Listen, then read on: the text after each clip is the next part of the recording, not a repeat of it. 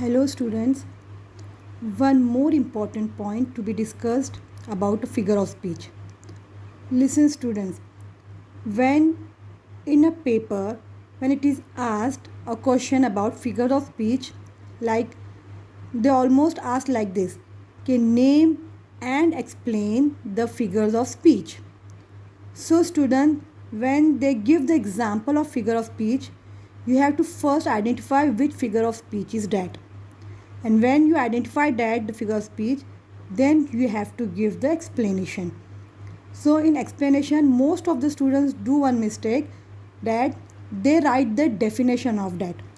So student, no, you don't have to write the definition. Means you have to explain how you come to know that figure of speech is so and so. Means first you have to name that figure of speech, and then how you realize that this figure of speech is this.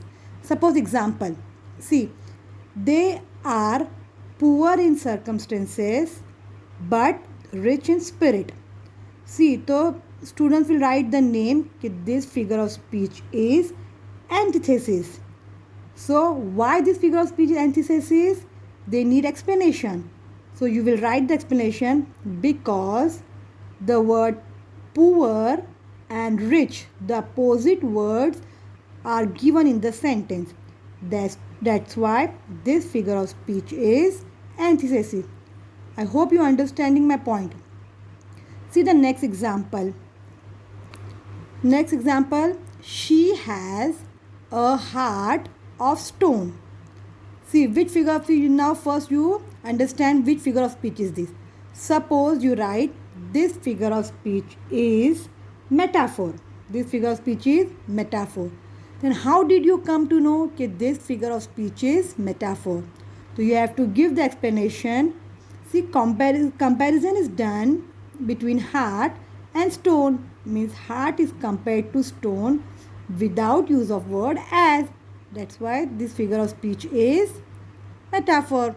See the next example is, the whistle blew and off they went.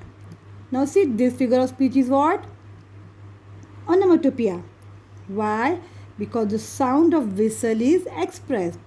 So so give the explanation, because the whistle sound is expressed in the sentence. That's why this figure of speech is onomatopoeia.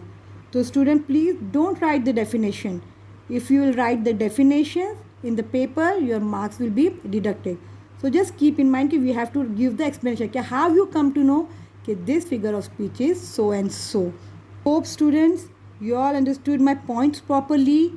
And if you have any doubts, this explanation, you can anytime come and ask me about the explanation. Hope all the points clear with you all. And you all are welcome for your any queries. Thank you students.